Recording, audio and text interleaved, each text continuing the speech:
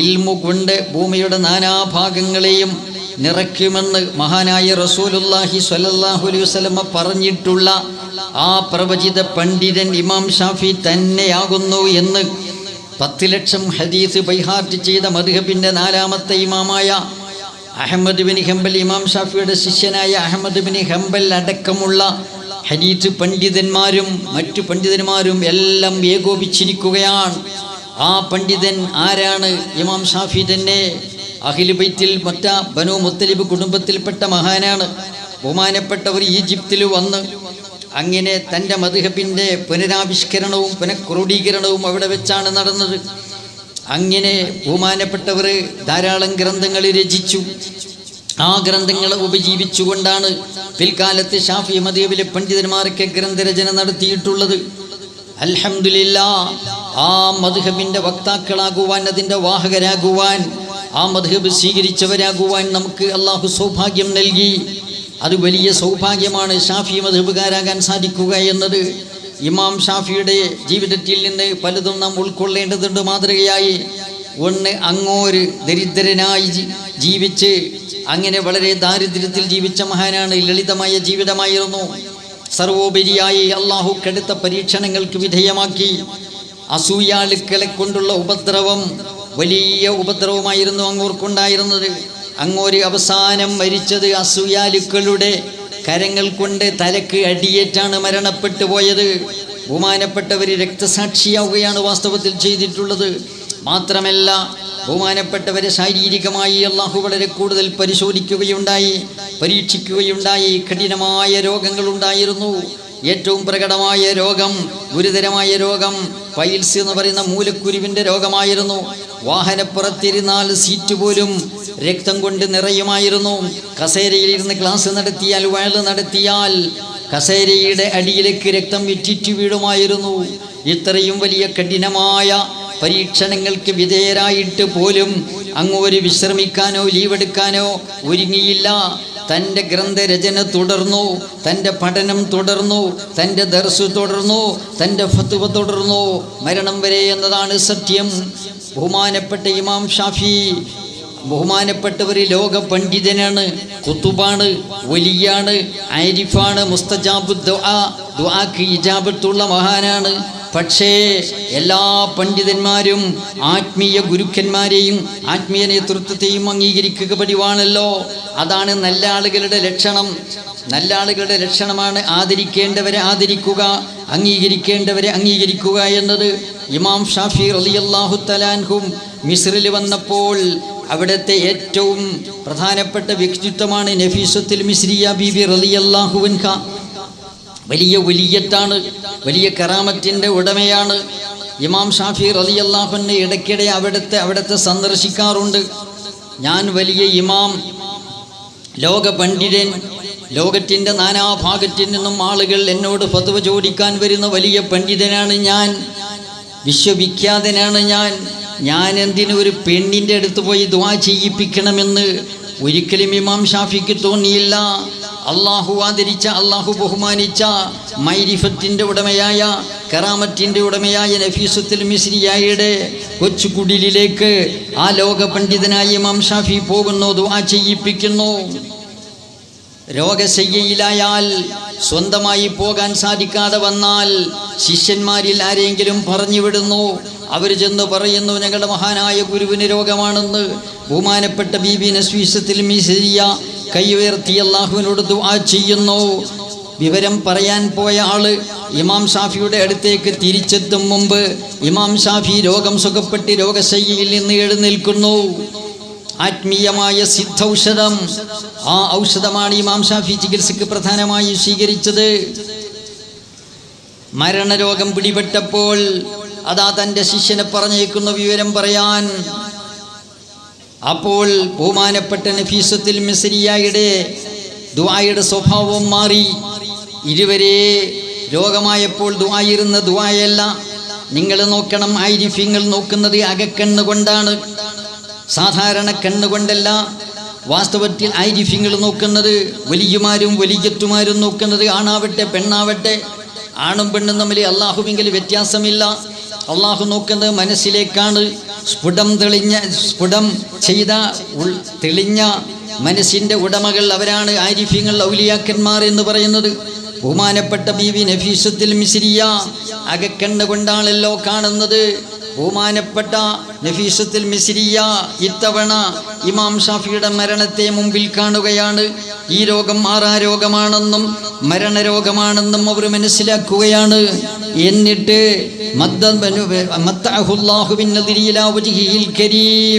ഇത്തവണത്തെ ദുആ അങ്ങനെയാണ്.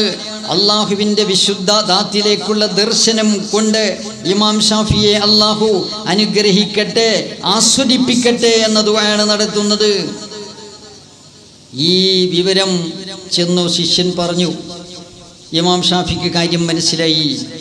ഇത് എൻ്റെ മരണവാർത്തയാണെന്ന് അവർക്ക് ബോധ്യപ്പെട്ടു.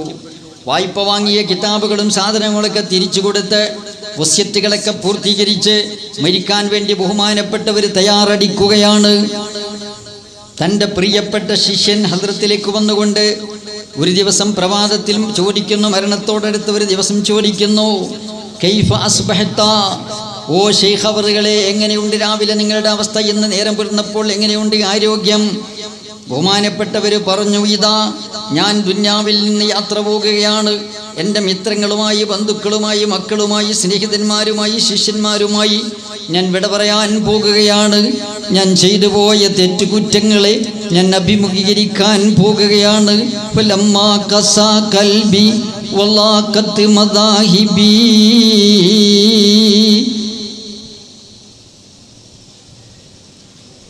ജഅൽതു റജാഇ നഹ്വ അഫ്ബിക സുല്ലമാ,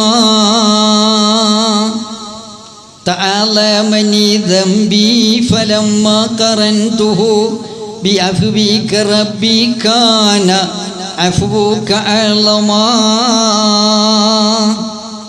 നിങ്ങൾ ഓർത്തു നോക്കണം, ജീവിതത്തിൽ ഒരു കറാഹത്ത് പോലും ചെയ്തിട്ടില്ലാത്ത ഇമാം ഷാഫി റളിയല്ലാഹു അൻഹു ബഹുമാനപ്പെട്ടവർ അള്ളാഹുവിൻ്റെ ശിക്ഷയെ എത്രമാത്രം ഭയപ്പെടുന്നു എന്ന് നോക്കണം. എൻ്റെ ഹൃദയം മരവിച്ചു പോയപ്പോൾ, വലമ്മാ കസാ കൽബി വലാഖത്ത് മദാഹിബി, എൻ്റെ വഴികളൊക്കെ ഇടുങ്ങിപ്പോയി, രക്ഷക്കൊരു മാർഗവും ഞാൻ കാണുന്നില്ല. അള്ളാഹുവിൻ്റെ ശിക്ഷയിൽ നിന്ന് രക്ഷപ്പെടണം, അതിന് ഒരു വഴിയും ഞാൻ കാണുന്നില്ല. വലമ്മാ കസാ കൽബി വലാഖത്ത് മദാഹിബി ജഅൽതു റജാഇ നഹ്വ അഫ്ബിക സുല്ലമാ.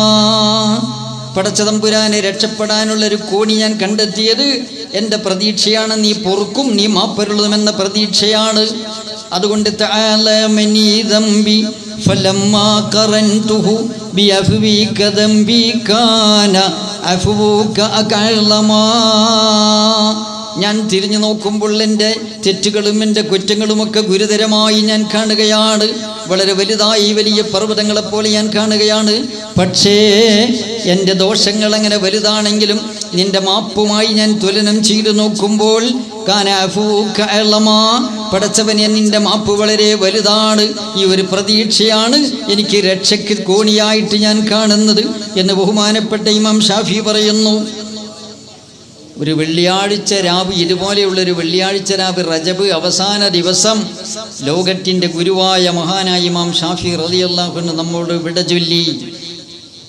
ശാരീരികമായി വിട ചൊല്ലിയെങ്കിലും ബഹുമാനപ്പെട്ടവരുടെ ഇൽമും അവിടുത്തെ സേവനങ്ങളും അവിടുത്തെ മദ്ഹബും ലക്ഷോപിലക്ഷം ആളുകൾ പഠിക്കുന്നു, പഠിപ്പിക്കുന്നു, ചർച്ച ചെയ്യുന്നു, അതിന് ഗ്രന്ഥരചന നടത്തുന്നു, അതിൻ്റെ വ്യാഖ്യാനങ്ങൾ എഴുതുന്നു, വ്യാഖ്യാനങ്ങൾ എഴുതിക്കൊണ്ടിരിക്കുന്നു. സുബ്ഹാനല്ലാഹ്. നമ്മൾ ഇന്ന് നിസ്കരിച്ച ഇശാ നിസ്കാരം, നമ്മൾ ഇന്ന് ചെയ്ത വുളു, ഇതിൻ്റെയൊക്കെ കൂലിയുടെ അംശം ഒരു ഭാഗം ബഹുമാനപ്പെട്ടവർക്ക് കിട്ടിക്കൊണ്ടിരിക്കുന്നു. എത്ര വലിയ സൗഭാഗ്യമാണ്, നിങ്ങൾ ഓർത്തു നോക്കൂ. ഇതുപോലുള്ള സൗഭാഗ്യത്തിൻ്റെ ഒരു ചെറിയ അംശമെങ്കിലും നമുക്കും കിട്ടണ്ടേ? അവരൊക്കെ സ്നേഹിച്ച്, അവരൊക്കെ ബഹുമാനിച്ച്, ഇൽമിൻ്റെ മുഹിബ്ബീങ്ങളായി അതിൻ്റെ ബറക്കത്ത് കൊണ്ടെങ്കിലും അല്ലാഹു തആല അവരോടൊക്കെ നമ്മളൊക്കെ സ്വർഗത്തിൽ എത്തിച്ചു തരുമാറാകട്ടെ. എത്ര വലിയ ആലിമാണെങ്കിലും, എത്ര വലിയ ആബിദാണെങ്കിലും വിനയം വേണം. അള്ളാഹു ആദരിച്ചവരോടും ബഹുമാനിച്ചവരോടും വിനയമാണ്. ഇമാം ഷാഫി മരിക്കുന്നതിന് മുമ്പ് വസിയത്ത് ചെയ്യുന്നു, ഞാൻ മരണപ്പെട്ടാൽ നിങ്ങളെല്ലാവരും മയ്യത്ത് നിസ്കരിച്ചാലും ശരി, എൻ്റെ മയ്യത്ത്, എൻ്റെ ജനാസ നഫീസത്തുൽ മിസ്രിയ നിസ്കരിക്കണം. സുബ്ഹാനല്ലാഹ്. ഈ ഇമാമിൻ്റെ പേരിൽ ലക്ഷോപിലക്ഷം ആളുകൾ മയ്യത്ത് നിസ്കരിക്കാനുണ്ട്. അങ്ങനെയുള്ള ഇമാമ് പറയുന്നു, ഞാൻ മരിച്ചാൽ നഫീസത്തുൽ മിസ്രിയ അള്ളാന്റെ വലിയത്താണ്, അവർ എൻ്റെ പേരിൽ മയ്യത്ത് നിസ്കരിക്കണം. വസ്യത്ത് ഇമാം ഷാഫിയുടെ വസ്യത്ത് മരണശേഷം നഫീസത്തുൽ മിസ്രിയെ കെട്ടി. അവർ വീട്ടിൽ നിന്ന് പുറത്തു പോവില്ല. ജനാസ ഇമാം ഷാഫിയുടെ വീട്ടിലേക്ക് കൊണ്ടുവരണം. ഒരു പെണ്ണിന്റെ വീട്ടിലേക്ക് ജനാസ മുറ തെറ്റിച്ചുകൊണ്ട് കൊണ്ടുവരണം. അല്ലേ? രാജ്യത്തെ ഭരണാധിപന്റെ സമ്മതം വേണം. അങ്ങനെയാണ് രാജ്യത്തെ അരാജകത്വം ഉണ്ടാക്കുക, നിയമലംഘനം നടത്തുക. ഇത് വലിയവരാരും ചെയ്യൂല. നഫീസത്തുൽ മിസ്രിയ പറഞ്ഞു, എനിക്ക് സമ്മതം വേണം, ആരുടെ നാട്ടിലെ ഗവർണറുടെ സമ്മതം വേണം. അങ്ങനെ സമ്മതം വാങ്ങി ജനാസ കൊണ്ടുവരുന്നു. ബഹുമാനപ്പെട്ട നഫീസത്തുൽ മിസ്രിയയുടെ അടുത്തേക്ക് കൊണ്ടുവരികയാണ്.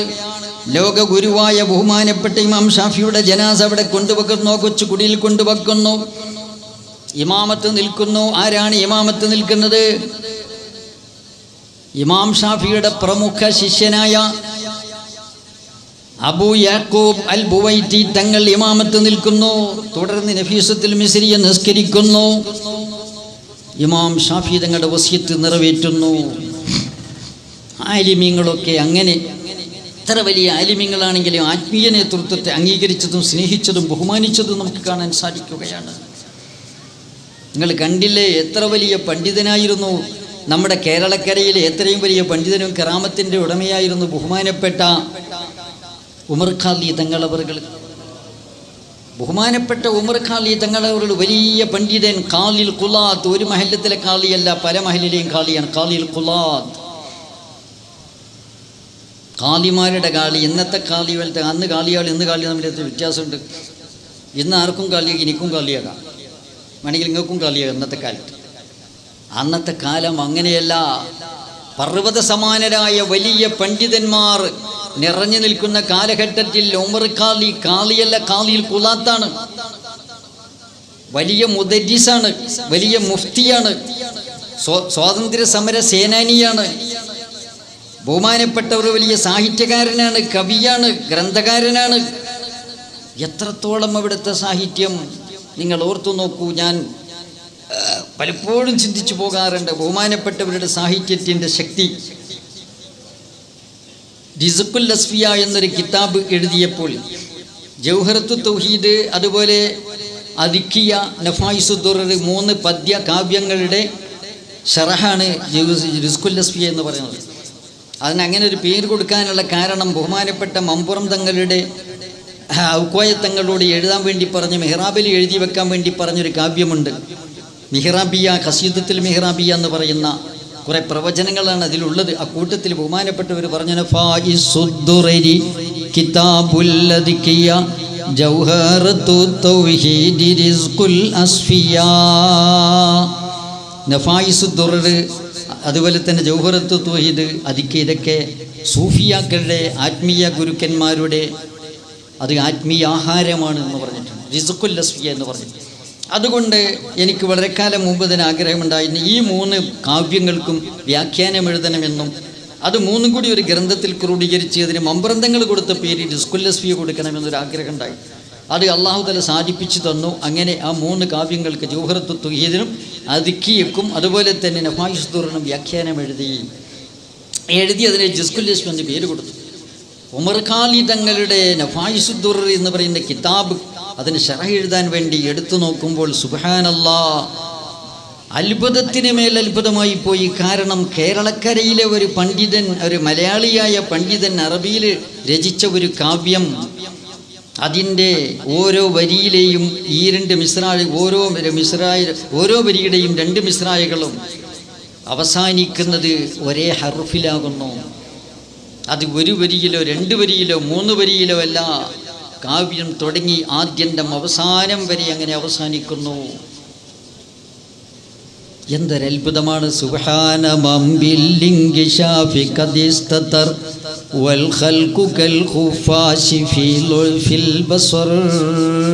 കണ്ടോ, ആദ്യത്തെ റാമലാണ് വെച്ചത്, ആദ്യത്തെ മിസ്രാഴ്, രണ്ടാമത്തെ മിസ്രാഴ് വെച്ചത്. ഇങ്ങനെ ഓരോ വരിയും അങ്ങനെ തന്നെ. എന്നാൽ ഇങ്ങനെ അന്ത്യാക്ഷരപ്രാസം ഒപ്പിക്കാൻ വേണ്ടി പല ആളുകളും പണിപ്പെടുമ്പോൾ എന്താ പറഞ്ഞാൽ അറബ് ലോകത്തെ ഏറ്റവും വലിയ സാഹിത്യകാരനായി എന്നും വിലയിരുത്തപ്പെടുന്ന ഇമ്രുൽ ഖൈസ് പോലും ചിലയിടങ്ങളിൽ ഇങ്ങനെ വാസ്തവത്തിൽ എല്ലാ വരികളിലും പ്രാസം ഒപ്പിച്ചിട്ടില്ല, എല്ലാ വരിയിലെ 2 മിശ്രം പ്രാസം ഒപ്പിച്ചിട്ടില്ല. അന്ത്യാക്ഷര പ്രാസം അവസാന വരിയുടെ അവസാനത്തിൽ മാത്രമേ ഒപ്പിച്ചിട്ടുള്ളൂ. അങ്ങനെയുള്ള അയാളുടെ കാവ്യത്തിൽ പോലും ചിലയിടങ്ങളിലൊക്കെ ചില ദുർഗ്രഹമായ വാക്കുകൾ, അർത്ഥം മനസ്സിലാക്കാൻ പ്രയാസമുള്ളതായ വാക്കുകൾ, അസാധാരണമായ വാക്കുകൾ ഉപയോഗിച്ച് വിഷമിപ്പിച്ചിട്ടുണ്ട്. ബഹുമാനപ്പെട്ട ഉമർ ഖാദിയുടെ നഫായിസുദ്റിൽ എവിടെയും ഒരു കടുപ്പമുള്ള ഒരു വാക്ക് കാണാൻ സാധിക്കുകയില്ല. ഒഴുക്കിന് വിരുദ്ധമായ ഒരു വരിയും കാണാൻ സാധിക്കുകയില്ല. അത്രയ്ക്ക് ഒഴുക്കുള്ള പുഷ്കലമായ കാവ്യമാണ് ബഹുമാനപ്പെട്ട ഉമർ ഖാദി രചിച്ചത്. വിവിധ വിജ്ഞാന ശാഖകളിൽ അങ്ങ് ഒരു കവിതകൾ രചിച്ചിട്ടുണ്ട്. അങ്ങനെയുള്ള വലിയ പണ്ഡിതനാണ് ഉമർ ഖാദി എന്ന് മാത്രമല്ല, ബ്രിട്ടീഷുകാർ തന്നെ തുറുങ്കിലടച്ചു. ജയിലിൻ്റെ നികുതി നിഷേധ കേസിൽ ബഹുമാനപ്പെട്ട ബ്രിട്ടീഷുകാർക്കെതിരിൽ സധൈര്യം വിപ്ലവം നടത്തിയതുകൊണ്ട് ജയിലിലടച്ചു. യാന്ത്രികമായി കറാമത്ത് കൊണ്ട് തുറുങ്കിൽ നിന്ന് പുറത്തു കടന്ന മഹാനാണ് ബഹുമാനപ്പെട്ടവർ. ബ്രിട്ടീഷ് ഭരണാധിപന്മാരെ നിയമപാലകരെ അത്ഭുതപരന്തരാക്കിക്കൊണ്ട് കറാമത്ത് കൊണ്ട് അടച്ചുപൂട്ടിയ പൂട്ടിട്ട ജയിലിൽ നിന്ന് പുറത്തു വന്ന വലിയ വ്യക്തിത്വത്തിൻ്റെ ഉടമയല്ലേ ബഹുമാനപ്പെട്ട ഉമർ ഖാദി. ഞാൻ പറയാൻ പോകുന്ന സംഭവത്തിൻ്റെ ആമുഖമാണ് പറയുന്നത്. ബഹുമാനപ്പെട്ട ഉമർ ഖാദി മക്കയിൽ വന്നു, മദീനയിൽ വന്നു. ബഹുമാനപ്പെട്ട റസൂലുള്ളാഹി സ്വല്ലല്ലാഹു അലൈഹി വസല്ലമയുടെ തിരിച്ചാരത്ത് വന്നുകൊണ്ട് അവിടുത്തെ ഹുജറ ശരീഫയുടെ മുമ്പിൽ നിന്നുകൊണ്ട് നബിതങ്ങളെ പ്രകീർത്തനം ചെയ്യുന്ന ആ സ്വല്ലല്ലാഹു എന്ന് പറയുന്ന ലോകപ്രശസ്തമായ കാവ്യം അങ്ങ് ഹൃദയസ്പൃക്കായി പാടാൻ തുടങ്ങിയപ്പോൾ ആളുകളൊക്കെ ഓടിക്കൂടിയതിന് സല്ലു അലൈഹി വസല്ലമു തസ്ലീമാ ജവാബ് തല്ലാൻ തുടങ്ങി. കണ്ണീർ തൂകിക്കൊണ്ട് അതാ സ്നേഹമിശ്രണമായി അവിടെ ഇശക്ക് മൂത്തുകൊണ്ട് ബഹുമാനപ്പെട്ടവർ പാടി വന്ന് എവിടെയെത്തി? അവിടെ മഹാനായ റസൂലുള്ളാഹി സ്വല്ലല്ലാഹു അലൈഹി വസല്ലമ തങ്ങളുടെ അടുത്ത് വന്നുകൊണ്ട് മജഫദമുൻ സാലമിൻ ഐനൈനി ലകിന്നഹു യജ്രി അലൽ ഖദ്ദൈനി മിൻ ഹുബ്ബി ഖൽബി സയ്യിദൽ കൗനൈനി ഹയ്യം വമൈതം ഫി തുറാബി റമീമാ എന്നിങ്ങനെ തുടങ്ങിയുള്ള വരികളങ്ങ് പാടി തുടങ്ങിയപ്പോൾ ഹുജറ ശരീഫയുടെ വാതിലിൻ്റെ പൂട്ട് യാന്ത്രികമായി പൊട്ടിപ്പോയി. അങ്ങ് ഒരു അകത്ത് കടന്ന കാവ്യം പൂരിപ്പിച്ചു പാടി. ഇത്രയും വലിയ കറാമത്തിൻ്റെ ഉടമയായ ബഹുമാനപ്പെട്ട ഉമർ ഖാദി തങ്ങൾ അവറുകൾ ജയിലിൽ രണ്ടാമതും അടക്കപ്പെട്ടു. രണ്ടാമതും ബ്രിട്ടീഷുകാർ ജയിലിലടക്കി. അടച്ച സമയത്ത് അവിടെ കറാമത്ത് ഉപയോഗിച്ചില്ല. കറാമത്ത് എപ്പോഴും ഉപയോഗിക്കാനുള്ളതല്ല, അത് നിത്യസംഭവമാക്കാൻ പാടില്ല. അതുകൊണ്ട് തന്നെ ബഹുമാനപ്പെട്ടവർ അത് കറാമത്ത് അവിടെ ഉപയോഗിച്ചില്ല. നിയമത്തിന് അദ്ദേഹം വഴങ്ങിക്കൊടുക്കുകയും അനുസരിച്ചു കൊടുക്കുകയും ചെയ്യുന്നു. ജയിലിൽ കിടക്കുന്നു.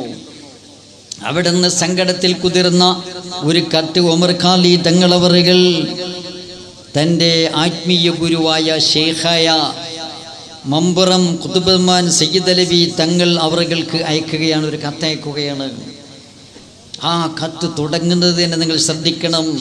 ഇത്രയും വലിയ ഒരു പണ്ഡിതൻ തൻ്റെ സമകാലത്ത് ജീവിച്ചിരുന്ന ആത്മീയ നേതൃത്വത്തെ എത്രത്തോളം ആദരിക്കുകയും ബഹുമാനിക്കുകയും അവർക്ക് കീഴടങ്ങുകയും ചെയ്തു എന്നതിൽ മനസ്സിലാക്കാൻ സാധിക്കും. സലാമും മിനൽ മഹ്ബൂബി ഖദാമികും ഉമർ മുരീദികുമുൽ ആസിൽ ഫഖീരിൽ മുകമ്മദി.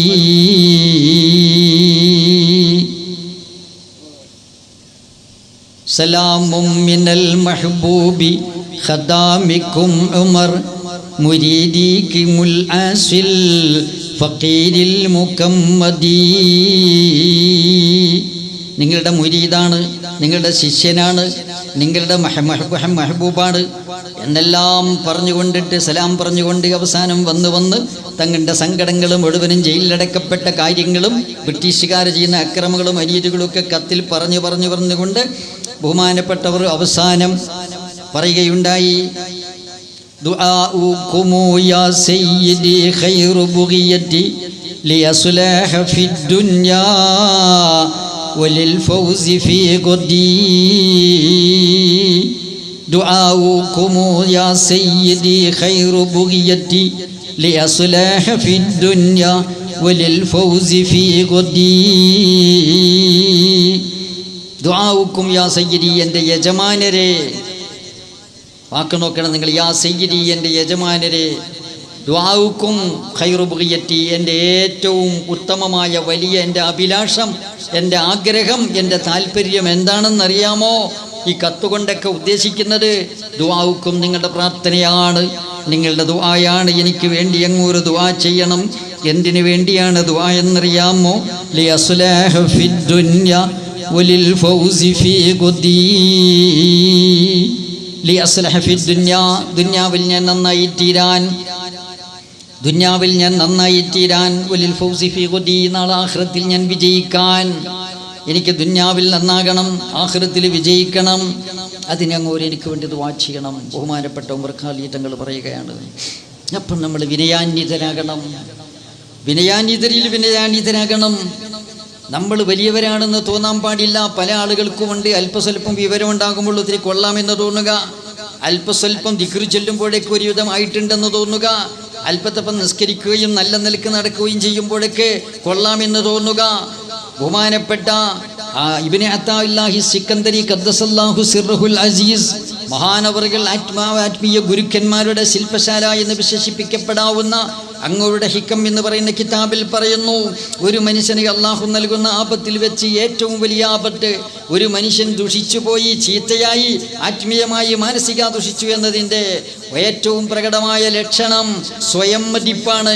സ്വന്തം മതിപ്പ് ഞാൻ ഒത്തിരി തിരക്കേടില്ല എന്ന് തോന്നുക, ഒരിക്കലും തോന്നിപ്പോകാൻ പാടില്ല. വലിയവരായ വലിയ മഹാന്മാരൊക്കെ എൻ്റെ കയ്യിൽ ഒന്നുമില്ല, ഞാൻ ഒന്നുമല്ല എന്ന് ചിന്തിക്കുമ്പോൾ നമ്മൾ എങ്ങനെ കൊള്ളാമെന്ന് നമ്മൾ ചിന്തിക്കുക. നമുക്കെന്ത് വിവരമാണുള്ളത് പ്രിയമുള്ള സഹോദരന്മാരെ? വിവരത്തിൻ്റെ കേദാരമായ ഇമാം ഷാഫി റളിയല്ലാഹു തആല അൻഹു പറഞ്ഞില്ലേ, കുല്ലമാ അദ്ദബനി ദഹർ അറാനി നക്സ അക്ലി വകുല്ലമാ അസ്ദത്തു ഇൽമൻ സാദനി ഇൽമം ബിജഹ്ലി.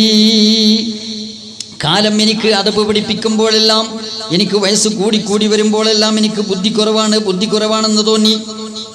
വയസ്സ് കൂടുന്തോറും എനിക്ക് ബുദ്ധി കുറവാണെന്ന് ബോധ്യപ്പെട്ടു തുടങ്ങി.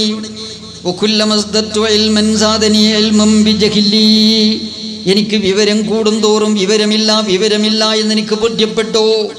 ഇമാം ഷാഫി തങ്ങൾ പറയുകയാണ്. വലിയ ആളുകളൊക്കെ ഇങ്ങനെ തന്നെ പറഞ്ഞത് അല്ലേ? പ്രാചീന കാലത്ത് ജീവിച്ചിരുന്ന സുക്രാത്തി എന്ന സോക്രട്ടീസ്, വിദ്യാർത്ഥികൾക്കറിയാം, സ്കൂളിലൊക്കെ പഠിപ്പിക്കുന്ന യവന ദാർശനികനായ സോക്രട്ടീസ് പറഞ്ഞു, എനിക്ക് അറിയാവുന്നതിൻ്റെ ആകത്തുക ഒന്നും അറിയില്ല എന്നാണ്.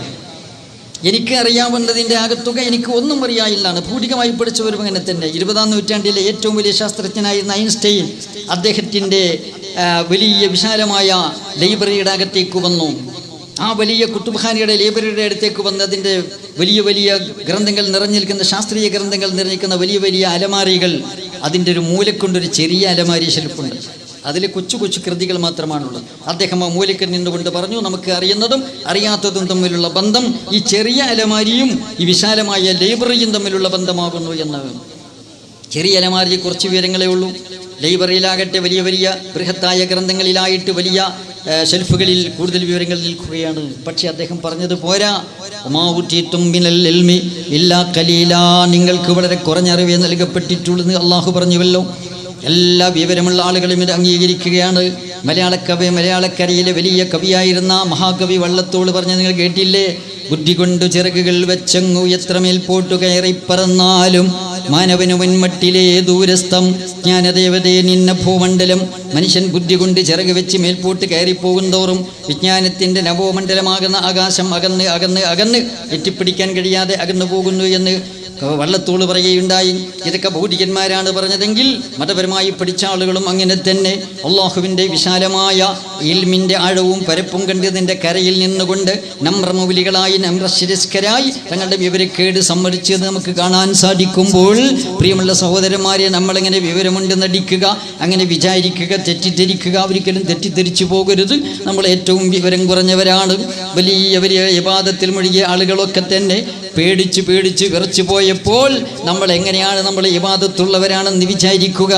യാ ലൈറ്റനി ബഹുമാനപ്പെട്ട ഖദീജത്തുൽ കുബ്ര ബഹുമാനപ്പെട്ട ഉമ്മുൽ മുഅ്മിനീൻ ബീബി ഐഷത്തു തുഹ്റ റളിയല്ലാഹു അൻഹ പുൽക്കടി കയ്യിലെടുത്തുകൊണ്ട് ഈ പുൽക്കടി യാ ലൈറ്റനി കുൻതു ഹാദാ യാ ലൈറ്റനി കുൻതു ലം അകു ശൈആ യാ ലൈറ്റനി നസിയം മൻസിയാ.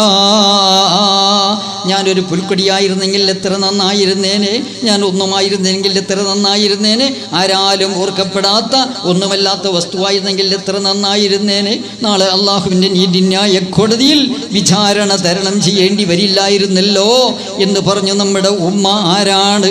ശരീഅത്തിൻ്റെ 4/1 ഭാഗം പഠിച്ച് റിപ്പോർട്ട് ചെയ്ത ബോധിയല്ലേ, പണ്ഡിത വിദുഷിയുമല്ലേ ബഹുമാനപ്പെട്ടവർ. അങ്ങനെയുള്ള ഉമ്മുൽ മുഅ്മിനീൻ ആയിഷ അല്ലേ, ബഹുമാനപ്പെട്ട അബൂബക്കർ സിദ്ദീഖ് റളിയല്ലാഹു അൻഹു, ഉമർ ഫാറൂഖ് റളിയല്ലാഹു അൻഹു തുടങ്ങിയ വലിയ പ്രഗത്ഭരായ ആളുകളൊക്കെ ആഖിറത്ത് ഓർത്തുകൊണ്ട് പൊട്ടിക്കരഞ്ഞില്ലേ.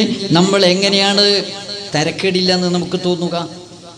ചില ആളുകൾ കുറച്ചൊക്കെ ദിക്ർ ചെയ്ത് മര്യാദയ്ക്ക് നടക്കാൻ വേണ്ടി തുടങ്ങുമ്പോൾ അവർക്ക് പലതും തോന്നുന്നു. ഇന്നത്തെ കാലത്തുള്ള ഏറ്റവും വലിയ സൊക്കടാത് അവർ ലൗഹുൽ മഹ്ഫൂദ് കാണുക, പിന്നെ പലതും ഒഴിവ് പറയാൻ തുടങ്ങുക. ചില ആളുകൾ നിസ്കരിക്കാതെ നടക്കുക, ചില ആളുകൾ നിസ്കാരത്തിൽ നിന്ന് പിന്തിരിപ്പിക്കുന്ന രീതിയിലുള്ള സംസാരങ്ങൾ നടത്തുക.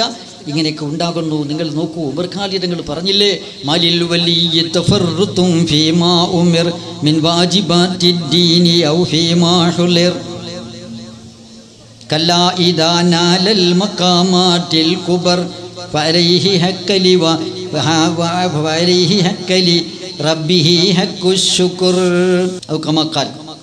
അപ്പം എന്താന്ന് പറഞ്ഞാൽ, ഒലിയിന് എന്താന്ന് പറഞ്ഞാൽ അള്ളാഹുവിൻ്റെ വിധിവിലക്കുകളിൽ ഒരു വിട്ടുവീഴ്ചയുമില്ല. ഔലിയാണെന്ന് വിചാരിച്ച് നിസ്കരിക്കാതിരിക്കാൻ വകുപ്പില്ല. അള്ളാഹു നിരോധിച്ച കാര്യങ്ങൾ ചെയ്യാനുള്ള വകുപ്പില്ല. പെണ്ണുങ്ങളെ കാണാൻ പാടില്ല, തൊടാൻ പാടില്ല എന്നത് അള്ളാഹ് നിരോധിച്ച ഖുർആൻ്റെ നസ്സാ. ഒരു വലിയനും ഒരു സൂഫിക്കും അതിനുള്ള അനുവാദമില്ല. കല്ലാ ഇദാ നാലൽ മഖാമാത്തിൽ കുബർ, വലിയ വലിയ സ്ഥാനങ്ങൾ എത്തിപ്പിടിച്ചാൽ അപ്പോൾ അവിടെ അയാൾക്ക് ശുക്ർ, അള്ളാഹുവിനോടുള്ള ശുക്രിൻ്റെ ബാധ്യത കൂടുകയാണ് ചെയ്തത്.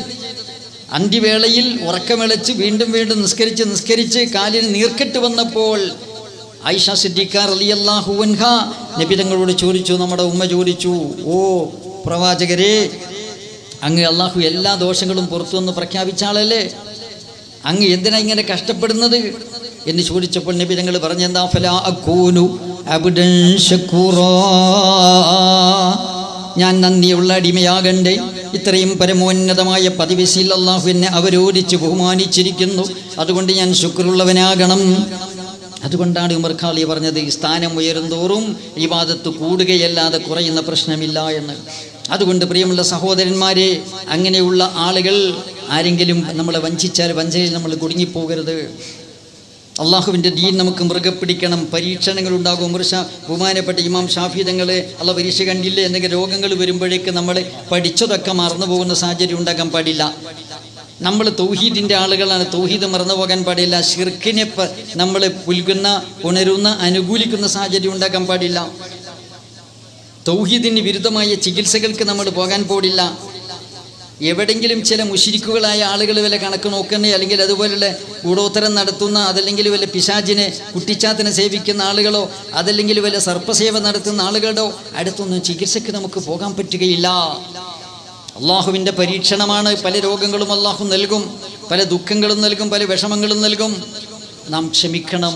ചികിത്സ ആകാം, ആത്മീയ ചികിത്സയാകാം, ഭൗതിക ചികിത്സയാകാം. ചികിത്സ എന്ന് പറയുന്നത് തദാവൗ, ചികിത്സിക്കട്ടെ. രോഗം വന്നാൽ നബി തങ്ങളോട് ചോദിച്ചു, തദാവു, നിങ്ങൾ ചികിത്സിക്കുക. ആ അടിസ്ഥാനത്തിൽ ഫുഖഹാവ് പറഞ്ഞു, ചികിത്സിക്കൽ സുന്നത്താണ്. യുസന്നു തദാവി, ചികിത്സിക്കൽ സുന്നത്താണ്. അത് ഏത് വകുപ്പിലാണോ, നല്ല വകുപ്പുകൾ ഏതുകൊണ്ടും ചികിത്സിക്കാം. അലോപ്പതിയാകാം, ഹോമിയാകാം, ഹംദർദാകാം, നിങ്ങൾ പ്രകൃതിയാകാം. നിങ്ങൾക്ക് ഇഷ്ടപ്പെട്ട ചികിത്സാ രീതി സ്വീകരിക്കാം. ആത്മീയ ചികിത്സകൾ കൊള്ളാം, നല്ലത് തന്നെ.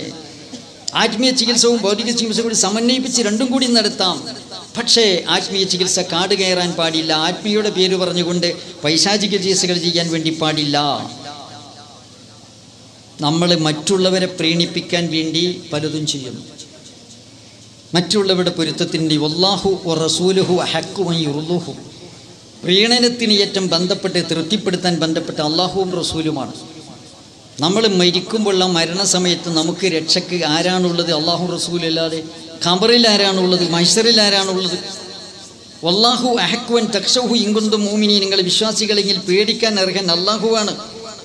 ആരോടൊക്കെയോ നമുക്ക് പേടി, ആ പേടി കൊണ്ടിട്ട് നമ്മൾ വേണ്ടതും വേണ്ടാത്തതും വാങ്ങി നമ്മൾ അതിനെ വഴങ്ങുകയും അനുസരിക്കുകയും ചെയ്യാൻ വേണ്ടി നമ്മൾ തയ്യാറാവുകയാണ്.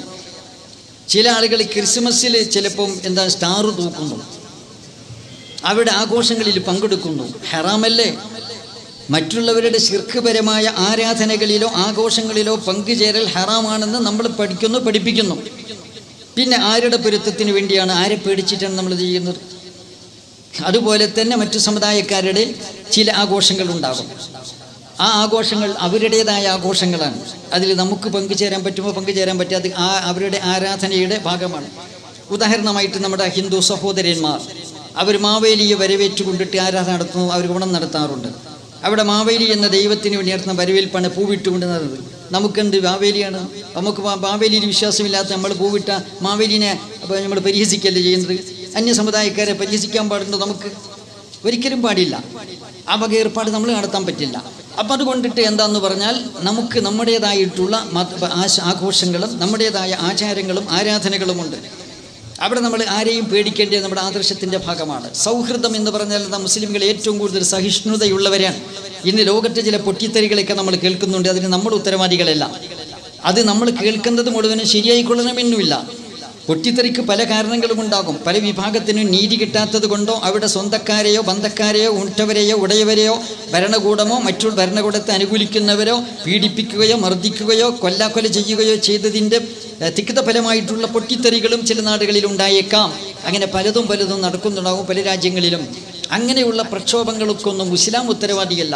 ഇസ്ലാം സമാധാനത്തിൻ്റെ മതമാണ്. മഹാനായ റസൂലുള്ളാഹി സ്വല്ലല്ലാഹു അലൈഹി വസല്ലമ, ബഹുമാനപ്പെട്ട ഖുലഫാഉർ റാഷിദുകൾ, പിൻതലമുറയിലുള്ള ആലിമീങ്ങളും ഭരണാധിപന്മാരും നല്ലവരായ ആളുകളൊക്കെ ഇസ്ലാമിനെ എങ്ങനെ ലോകത്തിന് പരിചയപ്പെടുത്തിയോ, അവർ എങ്ങനെ ഇസ്ലാമിക ഭരണം നടത്തിയോ അതാണ് ഇസ്ലാമിൻ്റെ ഭരണം എന്ന് പറയുന്നത്. ആരെങ്കിലും നടത്തുന്ന പൊട്ടിത്തെറികളോ വിഭാഗീയതയോ അതിലെ ഭീകരതയോ അതൊന്നും ഇസ്ലാമിൻ്റെ പേരിൽ ആരോപിക്കാൻ പാടില്ല. അപ്പോൾ മുസ്ലിമുകൾ സഹിഷ്ണുക്കളാണ്, സഹിഷ്ണുതയുള്ളവരാണ്. ആരോടും ഒരു വിധത്തിലുള്ള വിരോധവും കാണിക്കുകയില്ല. മുസ്ലിമുകൾ അൽ ഖൽഖു ഇയാലുല്ലാഹ്, പടപ്പുകളൊക്കെ അള്ളാഹുവിൻ്റെ കുടുംബം. അവിടെ നമ്മുടെ ദീനദയാലുത്വം നടത്തുന്നിടത്ത്, റിലീഫ് നടത്തുന്നിടത്ത്, സഹായം നടത്തുന്നിടത്ത്, സേവനം നടത്തുന്നിടത്ത് മുസ്ലിമോ അമുസ്ലിമോ ഭേദമില്ല.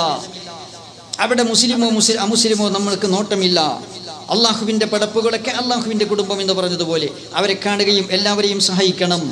അവിടെ മതത്തിൻ്റെയോ ജാതിയുടെയോ വർഗത്തിൻ്റെയോ രാജ്യത്തിൻ്റെയോ ഭാഷയുടെയോ വൈജാത്യമോ വൈവിധ്യമോ ഇല്ലാതെ തുറന്ന മനസ്സോടുകൂടി വിശാല മനസ്കരായി എല്ലാ സഹായ സഹകരണങ്ങളും ചെയ്യേണ്ടതാകുന്നു. പക്ഷേ അവരുടെ മതാചാരങ്ങളിലോ ആരാധനകളിലോ നമുക്ക് പങ്കുചേരാൻ പറ്റുമോ? പറ്റില്ല. ചേരുന്നത് ന്യായമല്ലല്ലോ, അതൊരിക്കൽ ന്യായമല്ല. നമ്മുടെ പള്ളിയിൽ വന്നിട്ട് അവർ ആരാധിക്കുന്നതിൽ നമ്മൾ സമ്മതിക്കും, അത് പരിഹാസമല്ലേ? അതുപോലെ തന്നെ അവരുടെ ക്ഷേത്രങ്ങളിലോ അവിടെ ആരാധന ഉത്സവങ്ങളിൽ നമുക്ക് പങ്കെടുക്കുന്നത് അത് അവരോട് ചെയ്യുന്ന അനീതിയാണ്. നമ്മൾ അപ്പോൾ ഒരു ചെയ്യാൻ പാടില്ല. അതുപോലെ തന്നെ ചികിത്സാ മുറകളും ആത്മീയ ചികിത്സ എന്ന പേരിൽ ശിർക്കുപരമായ ചികിത്സ നമുക്ക് പറ്റുകയില്ല. ചികിത്സിക്കുന്നിടത്ത് ചികിത്സാരി മുസ്ലിമാണോ അമുസ്ലിമാണോ ക്രിസ്ത്യനാണോ ഹിന്ദുവാണോ ജൈനനാണോ സിഖുകാരനാണോ ഒരു നോട്ടവും നമുക്കില്ല. ചികിത്സകൻ വിദഗ്ധനാണോ അല്ലേ, അയാൾ ചികിത്സ പഠിച്ചിട്ടുണ്ടോ എന്ന് നമ്മൾ നോക്കുന്നുള്ളൂ. പക്ഷേ ഒരു കാര്യമുണ്ട്, ചെയ്യുന്ന ചികിത്സാ രീതി ആത്മീയ എന്ന പേരിൽ കുട്ടിച്ചാത്തിനെ സേവിക്കുന്നവനോ ജ്യോത്സ്യനോ അതുപോലത്തെ ആളുകളുടെ അടുത്ത് നമുക്ക് പോകാൻ പറ്റുമോ? പോകാൻ പറ്റുകയില്ല. ദീനുൽ ഇസ്ലാം നിരോധിച്ചിട്ടുണ്ട്. അത് നമ്മുടെ വിശ്വാസത്തിൻ്റെ ഭാഗമാണ്. അഷ്ഹദു അല്ലാ ഇലാഹ ഇല്ലല്ലാഹ് വ അഷ്ഹദു അന്ന മുഹമ്മദർ റസൂലുള്ളാഹ് എന്ന് പറഞ്ഞുകൊണ്ട് നമ്മുടെ മൂക്കുകയർ, ജീവിതത്തിൻ്റെ മൂക്കുകയർ മഹാനായ റസൂലുള്ളാഹി സ്വല്ലല്ലാഹു അലൈഹി വസല്ലമ തങ്ങളുടെ കയ്യിലേക്ക് അങ്ങ് നമ്മൾ ഏൽപ്പിച്ചപ്പോൾ അവിടെ നിരുപാധികമായി പ്രവാചകനെ ലോകഗുരുവായ മുഹമ്മദുർ റസൂലുള്ളാഹി തങ്ങളെ അനുസരിക്കാൻ നമ്മൾ ബാധ്യസ്ഥരായി തീർന്നിരിക്കുകയാണ്. നമ്മൾ ബാധ്യസ്ഥരായി തീർന്നിട്ടുണ്ട്. നമുക്ക് ദുന്യാവിൽ എങ്ങനെയെങ്കിലും രക്ഷപ്പെടണം, ഏത് രീതിയിലെങ്കിലും. ആഖിറ നഷ്ടപ്പെട്ടാലും പ്രശ്നമില്ല, വിശ്വാസം നഷ്ടപ്പെട്ടാലും. നമുക്ക് ഈമാൻ നഷ്ടപ്പെട്ടാൽ അവസാനമെങ്കിലും നരകത്തിന് ആരുടെയും ശുപാർശ കൊണ്ട് കയറാം. ഈമാൻ നഷ്ടപ്പെട്ടു പോയാലോ നരകത്തിൽ നിന്നൊന്നും കടക്കേണ്ടി വരും. ദുന്യാവിൽ നമ്മൾ എല്ലാ കാര്യങ്ങളിലും ദുന്യാവിലെ ക്ഷേമം മാത്രമാണ് നോക്കുന്നത്. നമ്മളെ കുട്ടികളെ പഠിപ്പിക്കുന്നിടത്തും സ്കൂളിൽ വിടുന്നിടത്തും എല്ലാം ദുനിയാവിലെ ക്ഷേമം മാത്രം നോക്കുന്നിടത്ത് എത്തിയിട്ടുണ്ട്. മുമ്പൊക്കെ എന്താന്ന് പറഞ്ഞാൽ നമ്മുടെ ബ്രിട്ടീഷുകാരുടെ കാലത്തെ നമുക്ക് അനുവദിച്ചിരുന്നു എന്നാണ് മുസ്ലിം സ്കൂളുകളിൽ, മുസ്ലിം മാപ്പിള സ്കൂളുകളിൽ, മുസ്ലിം സ്കൂൾ എന്ന് പറഞ്ഞ സ്കൂളുകളിൽ, മുസ്ലിം മാനേജ്മെൻറ്റ് നടത്തിയ സ്കൂളിലും ഗവൺമെൻറ് സ്കൂളിലും മുസ്ലിം ഭൂരിപക്ഷ ഏരിയകളിലുള്ള സ്കൂളുകളിൽ വെള്ളിയാഴ്ച അവധിയായിരുന്നു. അതുപോലെ തന്നെ റമളാനിലും അവധിയായിരുന്നു. നാം ചില ധാരണകൾ തിരുത്തേണ്ടതുണ്ട്. ഇവിടെ എന്താന്ന് പറഞ്ഞാൽ ഇപ്പം മുസ്ലിമുകൾ തന്നെ ആവശ്യപ്പെടുകയാണ് ഗവൺമെൻറ്റിനോട്, മോങ്ങാനിരിക്കുന്നതിൻ്റെ തലയിൽ തേങ്ങായും വീണെന്ന് പറഞ്ഞ അതിലാണ്. ആദ്യം തന്നെ മുസ്ലിമുകളുടെ ആനുകൂല്യങ്ങളൊക്കെ വെട്ടിക്കുറക്കാൻ വേണ്ടി എല്ലാവരും കൂടി ശ്രമിച്ചു കൊണ്ടിരിക്കുന്ന ഒരു കാലഘട്ടത്തിൽ മുസ്ലിമുകൾ തന്നെ എന്താന്ന് പറഞ്ഞാൽ യോഗം ചേർന്ന് തീരുമാനിക്കുന്നു, എന്ത് നമുക്ക് ജനറൽ കലണ്ടർ മതി, മുസ്ലിം സ്കൂളിൻ്റെ കലണ്ടർ വേണ്ട, വെള്ളിയാഴ്ച വർക്ക് ചെയ്യണം. ഇന്നാ ലില്ലാഹി വ ഇന്നാ ഇലൈഹി റാജിഊൻ. ചില മാഷുമാരും പേരൻസ് കമ്മിറ്റിയും നാട്ടുകാരും യോഗം ചേർന്ന് തീരുമാനിച്ച് ഉത്തരവാദപ്പെട്ട അധികൃതർക്ക് മാസ് പെറ്റീഷൻ കൊടുത്തതിൻ്റെ പേരിൽ എത്രയോ സ്കൂളുകളിൽ ഈ ആനുകൂല്യം നഷ്ടപ്പെട്ടു. ജനറൽ കലണ്ടറിൽ ഏർപ്പെടുത്തി.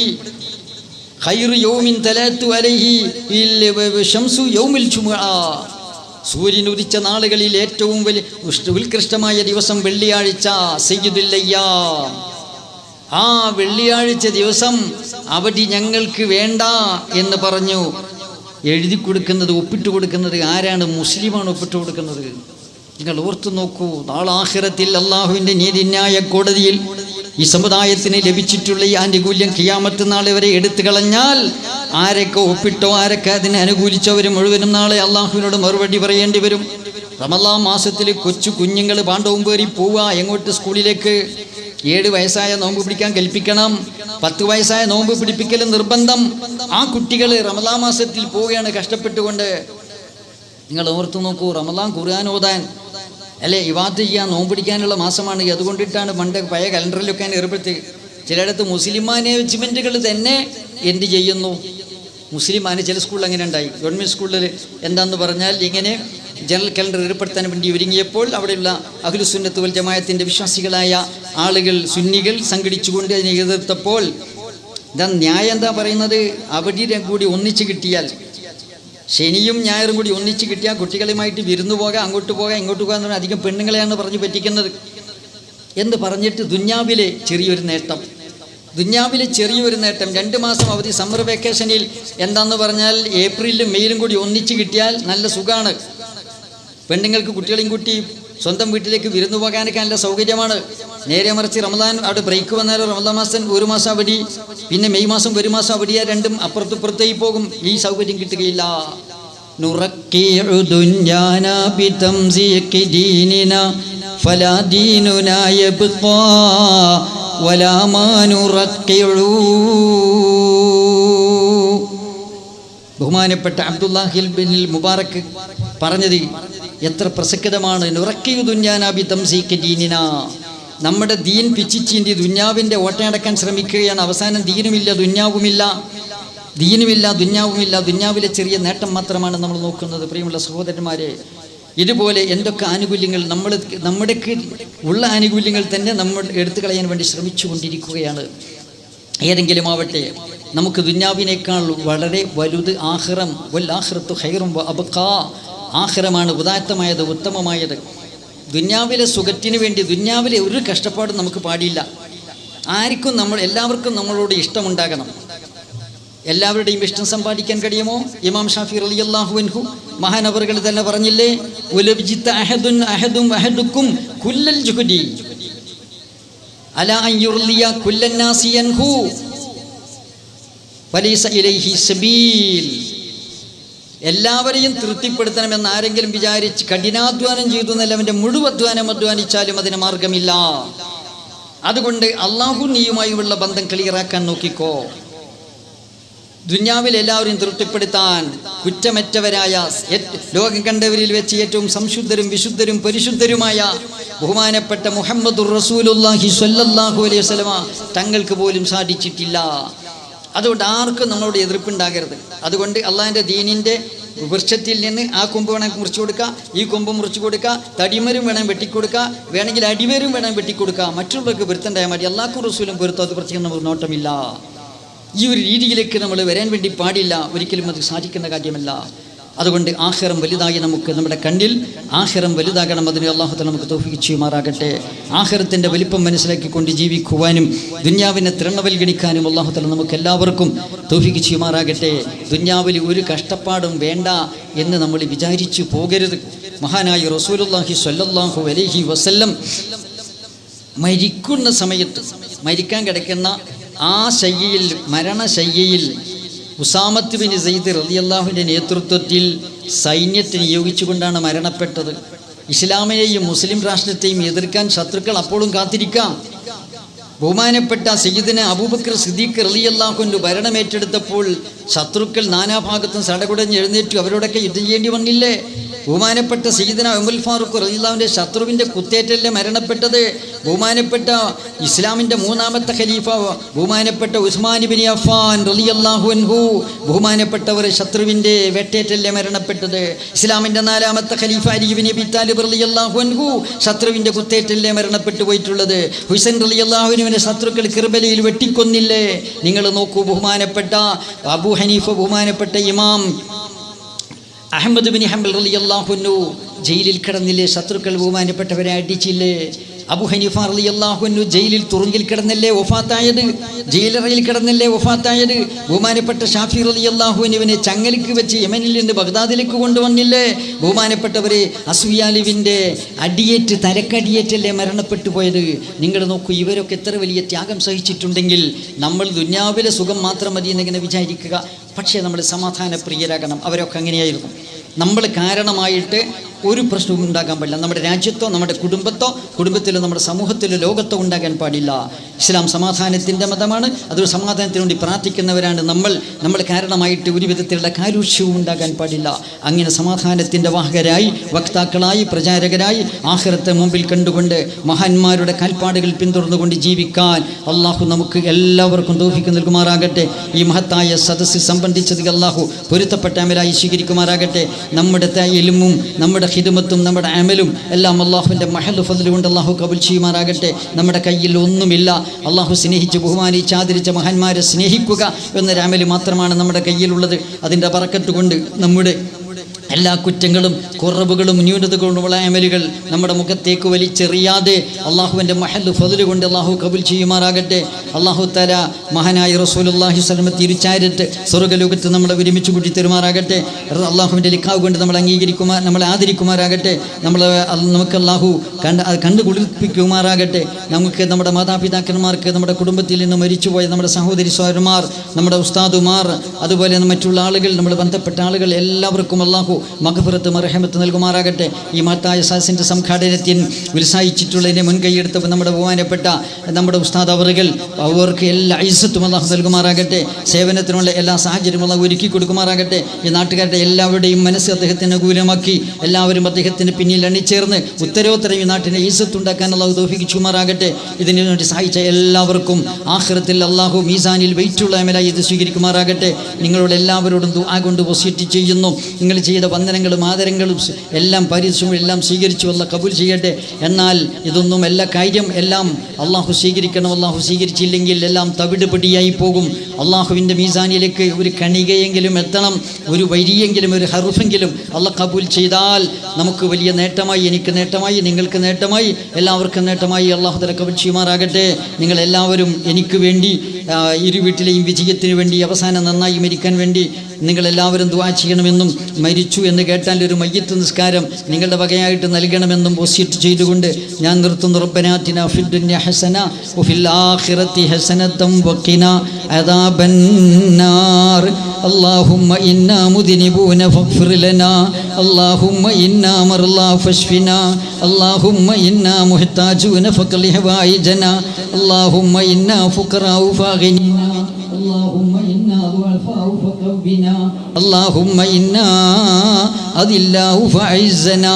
اللهم أعز الإسلام والمسلمين وأذل الشرك والمشركين وأذل الإلحاد والملحدين وأذل الكفر والكافرين برحمتك يا أرحم الراحمين.